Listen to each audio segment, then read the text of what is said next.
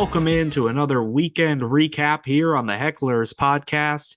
I am your host, Gordon Coletto, ready to bring you all of the action from this past weekend in the NFL. This past weekend featured more surprises and upsets. Of course, this season has been incredibly difficult to predict. I am already out of my survivor pool after the Jets screwed me this week in what should have been an easy win for them over the Broncos. With that, I do want to start our recap on Thursday night with the Giants and Cowboys, a game that was closer than it should have been. Of course, in this one, Dak Prescott actually played quite well, but they really don't have the run game to complement their passing attack. In that sense, they're too one-dimensional. I think that that's largely been the issue for the Cowboys, aside from the fact of what I mentioned last week, which is that their defense has certainly taken a step back this year. But again, Dak is playing well, which I think is what you want to see from Dak, obviously. But they're going to need to find a running game, a running attack, if they're going to compete in the postseason. And I think that this speaks to a larger challenge for the Cowboys, which is that they did not, in a meaningful way, address the running back position in the offseason. Obviously, they go back to Zeke Elliott, who, in a part-time role, sort of with the Patriots last year, was effective and was able to do things, but I just don't think he can be a leading man for Dallas, especially a Dallas team with aspirations beyond the regular season. And then if you're looking at the Giants on the other side, in this one, Malik Neighbors really continues to shine on an otherwise awful, talentless offense. I hate to put it that way, but it's just the reality of it. He sort of feels like the proverbial Bugatti parked outside of the trailer. Like, he is an amazing athlete, an exceptional talent. He clearly looks like, I think, the best rookie in this class. And I know Jaden Daniels is turning heads, but Malik Neighbors just looks absolutely phenomenal. A rookie year really on par with what we saw from Jamar Chase. So I think Malik Neighbors is absolutely an amazing talent. And I think he's something that the Giants will be able to build around in the future, but they're going to have to figure out life without Daniel Jones. And dealing with that contract, they're going to have to basically draft a quarterback to get one on a rookie deal who can save that franchise. Because 15 points when the Cowboys put up 20, you could have won this game if you had a better offense. All right, let's move into our second game. This one came early Sunday as the Panthers and Bengals met in Carolina. And this one, Chase Brown and Jamar Chase are really starting to get going. I think a lot of people, particularly dynasty owners such as myself who have Chase Brown, have really been waiting for him to get going. And it seemed in this one that Chase Brown opened some things up in the passing game for Jamar Chase, who I believe he only had 3 catches, but an important touchdown, a big touchdown on this one, really gets him back on track. And it's good to see him and Joe Burrow up and running. So they managed to put up 34 points in this one. And on the other side of the ball for Carolina, their defense really took some lumps in this one, allowing 34 points. And of course, they lose a big part of their defense in Shaq Thompson, who appears to be out for the season. So Carolina's defense already without Derek Brown, now without Shaq Thompson. I think it's going to be a long season for them. Of course, Andy Dalton looked good in this one. The offense for the Panthers, this is as capable as it's ever been in the David Tepper years, putting up 24 points in this one. And it's just not enough when your defense is hobbled like that. So Cincinnati escapes Carolina with a win. At the same time, another NFC South matchup, this one really pivotal for control of the division, and that would be New Orleans versus Atlanta. Costly turnovers in this one for New Orleans really threw the game away for them, and I think that they were the better team in this one, but of course Atlanta able to sneak away with a close win, 26-24 on a last-second field goal. So if you're Atlanta, you got to be happy to come away from this one with a win, but at the same time, I have concerns. Particularly Kyle Pitts in this game comes up with 0 receptions, 0 yards, 0 fantasy points. As somebody who considers himself a Kyle Pitts fan, as somebody who has committed to Kyle Pitts in fantasy football quite a bit over the years and continuously been disappointed. I have often put the blame on Arthur Smith, but I think it's time that we accept the fact that Kyle Pitts just isn't good. That Kyle Pitts in college was able to bully smaller guys, slower guys, that the physical traits in college that he had that made him so great worked because he was not playing the best of the best every single weekend. And now, when you show up in the NFL, every one of the guys that's going to be covering you is the best of the best athletically. And those tools, right? You're not a great route runner like Travis Kelce. You're not fast enough to just blow by guys in the NFL and to create space like you did in college. So you really don't have any tools. You're too small to be a physical tight end. You're too slow to be a receiver. So you really just don't have a home. And I think that that's what's costing Kyle Pitts. At this point, I'm ready to say that he's a bust. And that pains me to say because I was somebody who believed in him in the draft. So for the Falcons, it's time to accept that Kyle Pitts isn't the guy. Don't pick up his 5th-year option and just accept that he was a bust. That is what it is. All right. Moving into Jacksonville and Houston, this one, of course, a divisional matchup.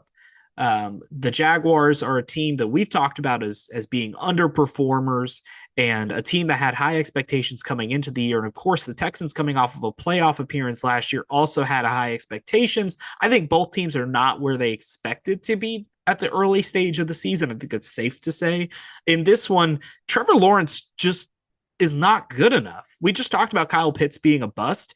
Trevor Lawrence is heading that direction, and they paid him a god-awful amount of money. He just doesn't do enough. Like, I'm sorry. On the other side of the field, you've got CJ Stroud and Nico Collins connecting for just a monster day. And it's like, you are one of the highest paid players in the league, Trevor Lawrence, that is. You need to be better than this, and you need to be, if CJ Stroud's going to come out on the other side and have a monster game, you need to meet him and you need to have a monster game and you need to keep your team in contention. Instead, you lose this one 20-24. And I get it. It's a close game, but like a close game, Trevor Lawrence needs to take over. If you're going to be the man, then you need to go out and you need to beat the man, as Ric Flair would say. To be the man, you got to beat the man. Woo! Like, I need to see it. All right. Moving into, and of course, I mentioned Stroud and Collins, just absolutely monster day for Nico Collins. Good for him. I'll admit I had my doubts about what that production would look like given, Diggs coming to town and how that would work. But by God, Nico Collins has developed into quite a dangerous player for the Texans. All right, we had Denver and the New York Jets. This one, I mentioned it in the opening, screwed me. I had picked the Jets in my survivor pool. This should have been a win. And the fact that it wasn't is just embarrassing for the Jets. And I think that they have a lot to answer for. In this one, Bo Nix did not look good. And he obviously, we talked about last week's recap that he seemed to have found something. And if he could keep this up, that this would be great. And I get it. The Jets defense is very good. I expect you to struggle in this one. But coming off of a great week, I thought he would be better. And the fact, though, that they still got the win just tells you how bad the Jets were. Aaron Rodgers threw for 42 times in this game and just doesn't have chemistry with his receivers. This is clearly a guy who has just not played enough football with his receivers. And I'm looking at the stats from this game. So you throw it 42 times and you score 9 points. Breece Hall is somebody who was going in like the top 5 in every fantasy draft that I did. People expected huge things from him. Run the damn football. I don't care if you have Aaron Rodgers. When you're throwing 42 times and scoring 9 points, it's not working. Run the ball. Use Breece Hall. Run him into the ground. You need to like, I don't understand this when teams, and I think the Ravens, who we'll talk about later, have really just figured this out that like, you don't need to pass the ball if you can run it down their throat. And I think that that's what the Jets need to do. You have a great defense, run the ball. Just pound the rock. All right, looking at Minnesota versus Green Bay. Boy, this one was, I thought this was going to be a close matchup. I had it as incredibly hard to predict coming into the weekend, but and it ended close, 31-29, but it was not like that for most of the game. Sam Darnold was just absolutely slinging early in this one, and the Vikings got out to a huge lead. And then, of course, Jordan Love starts to play Madden style. I'm just going to huck it downfield and see what happens. Threw 54 times for 4 touchdowns and 3 interceptions. What are we doing? Like, they got behind in this game. I mean, it almost worked, right? They came back to 29-31. I get it. But, like, what are we doing? Throwing 54 times with Jordan Love, 4 touchdowns, 3 interceptions. That's just, you're throwing 50-50 balls the whole game. That doesn't, I'm sorry, that's not, like, you can get away with that now. But if you show up to the playoffs and you try some shit like that, like, it's not going to go well. They need to get back to just, I get it, you got behind in this one. You had to do something to catch up, but by God, don't let that happen again this season. Like, you need to play smart. And we all do it in Madden, right? Get behind early, and then it's just like, all right, well, I better just bomb it downfield, run, verticals, and just see what happens. You can't do that. You can't do that if your expectations are to play beyond the regular season. So they need to figure some things out. I was surprised. Their defense has been good, but I feel like the Jordan Love turnovers just kind of put them behind early in this one, and then they were just playing catch up from there. All right, Pittsburgh versus Indianapolis, another game that I didn't really know what way this would go, and it kind of worked out that way, that it stayed pretty close. Of course, Justin Fields, he's kind of on this rehab tour of rehabbing his image. And he's really, I've been impressed. I think he's looked incredibly good for the Steelers. I had my doubts about whether or not he could be a long-term solution for them. I'm starting to think it's a possibility. I think they like him. I think he's thriving in the situation. So we'll just see what happens. He's having his best year yet. We'll see if it continues. I know they lost this one, but he looked good. He wasn't the reason they lost. Their defense allowing 27 points. You don't expect that from a Steelers defense. Now, look, a franchise quarterback should be able to get you, wins in games like that. But at the same time, like, you're still getting Justin Fields up to speed. You're still trying to fix some of the things that went wrong in Chicago. So I get it. I'm not going to belabor the point there. I think Justin Fields is on track to remain the starter of the Steelers beyond this season. All right, the Colts. Anthony Richardson goes down in this one. Joe Flacco steps in, keeps things going, and by God, is it good for Michael Pittman. You don't realize how much Anthony Richardson hurts Michael Pittman's value until you see Joe Flacco come in and turn him into a wide receiver 1 again. So good for Pittman fantasy owners, bad for Richardson fantasy owners. He's going to have to figure out a way to stay healthy if they intend to move forward with him. This is the thing. I don't know what you do if you're the Colts.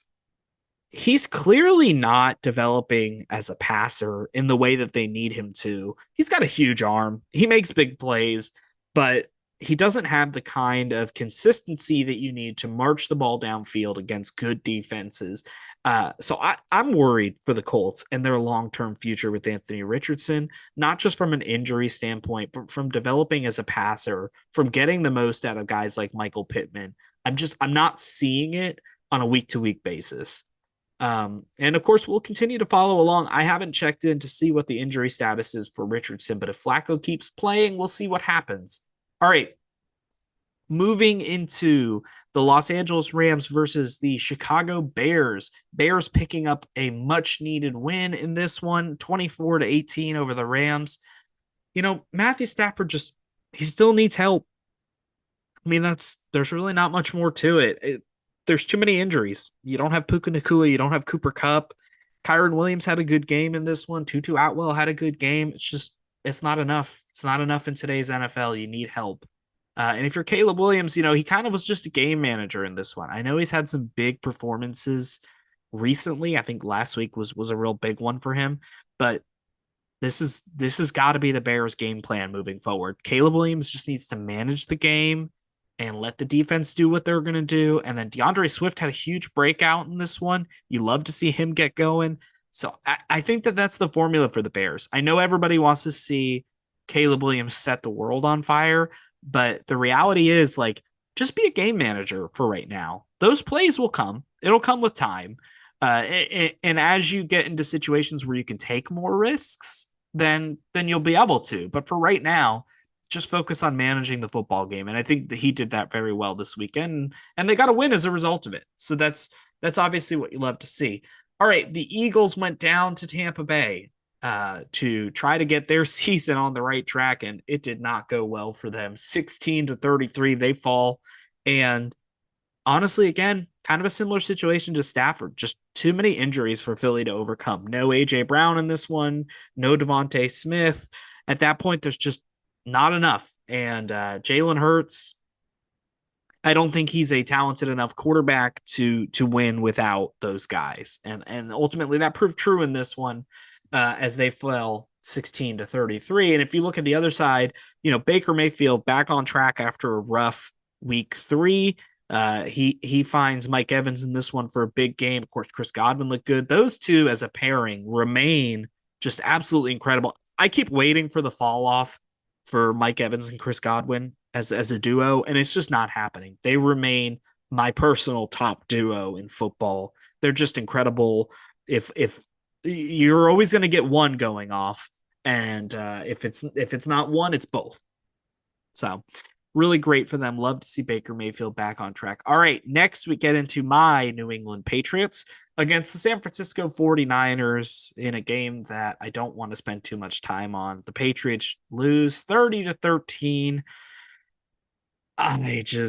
Ramondre Stevenson, who is sort of the only real talent on the offense, just you can't do anything without a passing game to create space for the run game. Teams just are not afraid of Jacoby Brissett. They're not afraid of the receivers.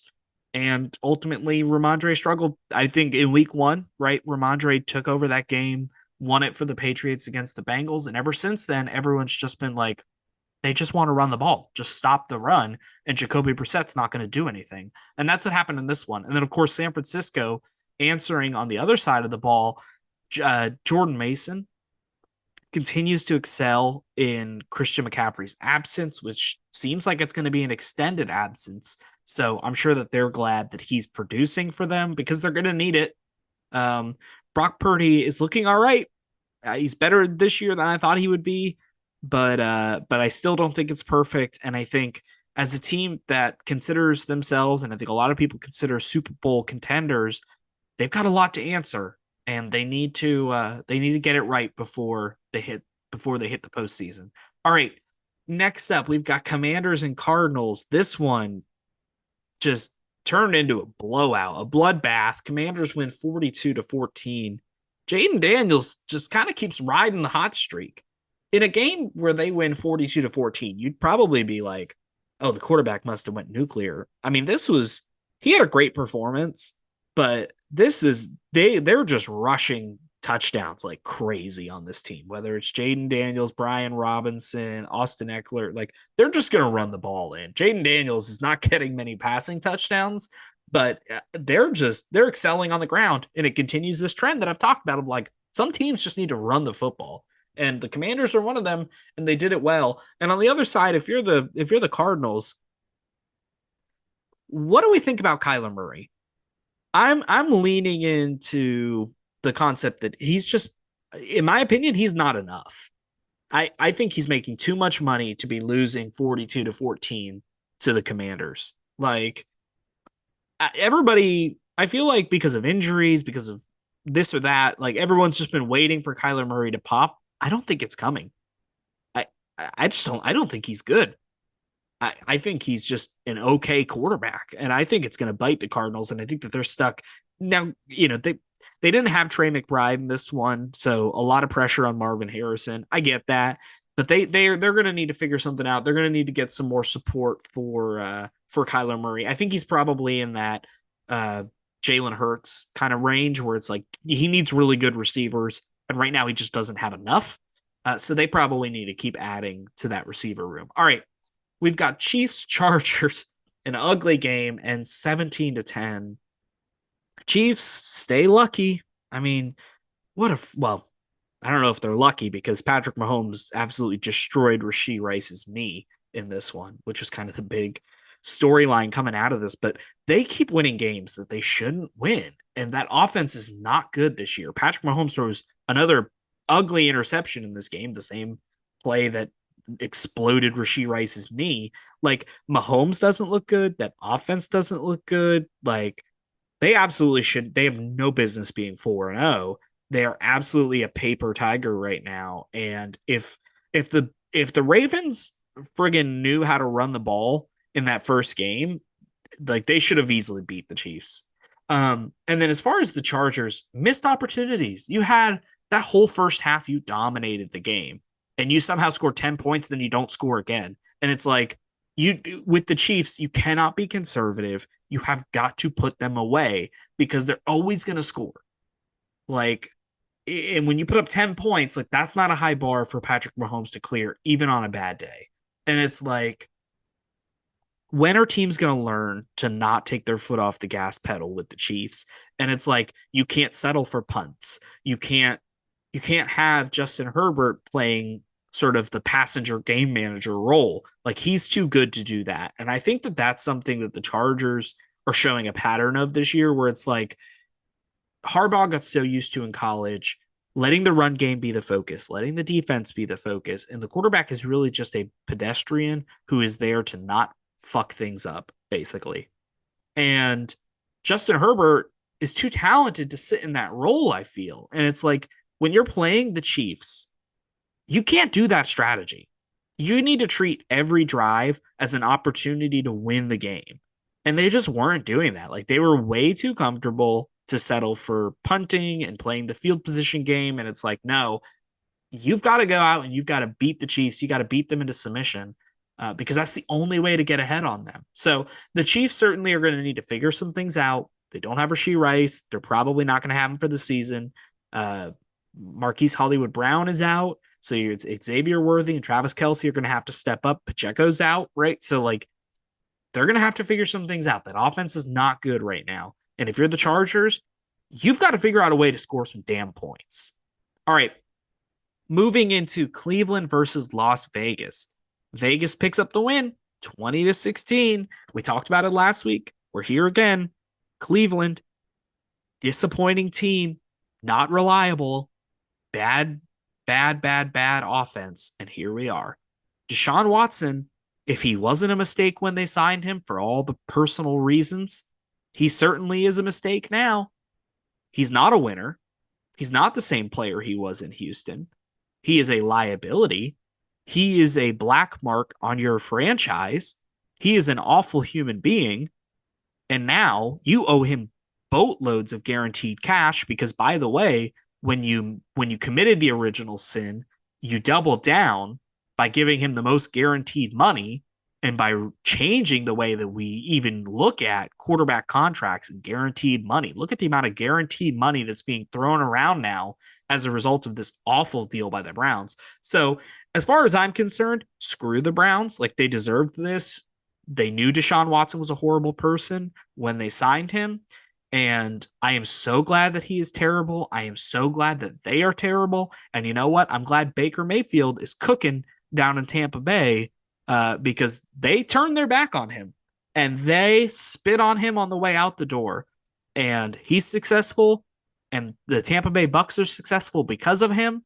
And the Browns suck, and they suck because of Deshaun Watson. So you get what you deserve.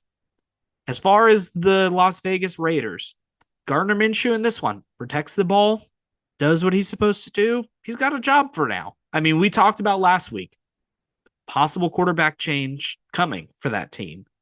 He's able to fight it off for this week. We'll see what happens. Got to take care of the football. He did that in this one. But if it starts to get rocky, I look for them to get rid of him. And then, of course, this one, they played this game without DeAndre Hopkins, without Devontae Adams. And I think we're getting close to the end. We talked about Aaron Rodgers needing to find chemistry with some receivers. I'm wondering if the Jets aren't thinking about going out and buying him a receiver he already has chemistry with. So I'm looking for that trade to come down any minute now, where Devontae Adams is out of Las Vegas, and Trey Tucker, who's looked great, and Jacoby Myers, who has for the last year put up year in 4 games, put up consistent numbers, shown ability to produce.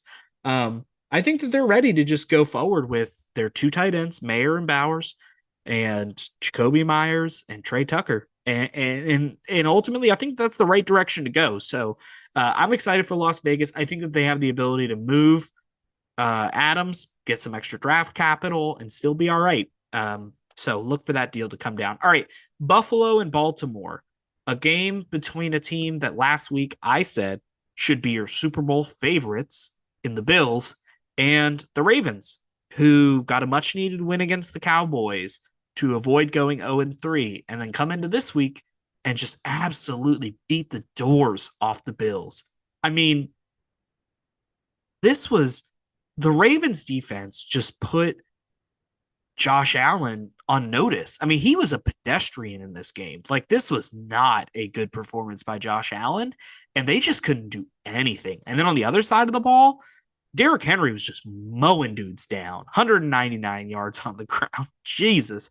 They just pound the rock unless they're playing the Chiefs. And it's like, dude, if you're the Ravens, your defense is cooking, your run game is cooking, just do this all year. And when you get to the playoffs, here's the big secret.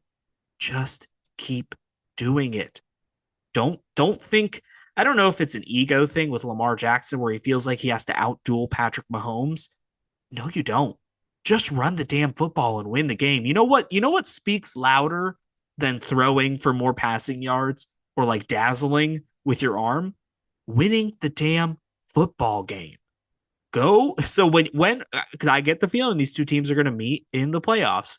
If you're the Ravens, when you meet the Chiefs in the playoffs, I'm telling you right now, run the football. Run it with Derrick Henry. Run it with Justice Hill. Run it with Lamar Jackson. I don't care. I don't need to see Lamar Jackson throw for 300 yards. I don't need to see Zay Flowers, whom I love. I don't need to see him go for over 100 yards. Just run the ball and beat the Chiefs and save us all from a three-peat, please. Okay. Moving into Tennessee versus Miami. Oh, God. Did anybody actually watch this game, or were we all watching Seattle versus Detroit? I think the best thing the NFL did was put 2 games on in this slate because nobody wants to see Miami and Tennessee with the way those rosters currently are. Will Levis in this one goes down with an injury after throwing just a horrendous pick. And Mason Rudolph comes in, takes care of the football, lets the run game do its thing, and they win. They beat the Dolphins 31-12. The Dolphins, they don't have an answer without Tua. I mean, that they don't have anything going. That team is screwed. They don't have anything without Tua.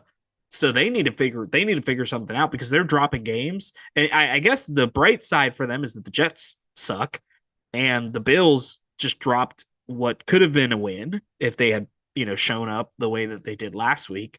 And instead, like, this division is still up for grabs. So that's good, but they need to figure some stuff out. Because who knows when Tua's coming back.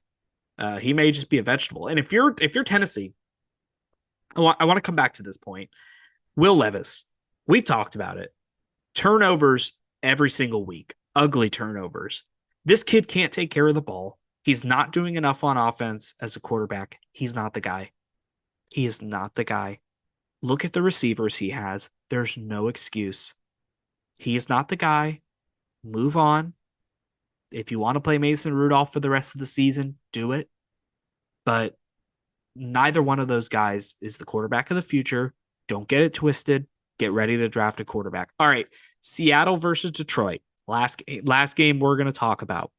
Seattle's defense, a rocky week, to say the least. They allow 42 points to the Lions. A defense, I feel like this is the week of me being wrong, but a defense that I have said previously has been very good this year and has looked much improved under their new head coach and with all their different draft picks. They let up 42 points in a game where their offense did not look terrible. Of course, Kenneth Walker, the big star in this one, I know this because I have him in fantasy, but 3 touchdowns last night. So their offense did not look terrible, but their defense just didn't even give them a chance. And if you're Jared Goff, I mean, he goes 18 of 18. How do you let that happen? 18 of 18. And of course, that offense, they seem to have found their footing. They've got two great running backs in David Montgomery and Jahmyr Gibbs. I don't love the touch distribution. They're keeping them at about 50-50.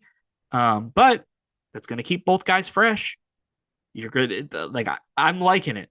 I think that they, so obviously Laporta is not quite where he was last year. I think the touchdowns kind of skewed people's opinions of him. And then of course Amon-Ra is a star. They kind of Javonte or Jameson Williams is a good downfield threat. I think that they need to add another receiver to get ready for a playoff run. I think they need to just I think they need to add one more. They need to figure out who's going to be available and try to bolster that offense just a little bit, just to give themselves that extra option. So, well, that does it for our week's wrap up. It was certainly an interesting week of action in the NFL. We are starting to get a glimpse of who might be contenders and who may be the pretenders. This week, really, it's going to begin with the Buccaneers visiting the Falcons, and I'm looking forward to this matchup as a sign of who's going to control the NFC South. My money says the Buccaneers, but the Falcons seem to find a way to win. And I'll be curious. Well, they also find ways of losing in the case of the Chiefs game. So if they cannot shoot themselves in the foot, they may be able to compete in this one. But who knows? A note for our fantasy football fans, this week is going to begin our bye weeks. We have the Eagles getting some much needed time off to get healthy. So I'm sure it is a welcome sight for an Eagles team that needs to get right for the second, not even half of the year, because basically it's for the final 2/3 of the year, this early bye week. And then additionally for our fantasy players, we have a London game this week. So make sure to get your lineup set early Sunday morning. I think it's 8:30 kickoff Eastern time. So make sure you've got that lineup set. Make sure you've got all your injuries checked, things like that. And with that, we are on to week 5. Another exciting weekend of action, hopefully some predictability for those of you in the betting business. And as always, on behalf of the Hecklers Podcast, I just want to say, keep heckling.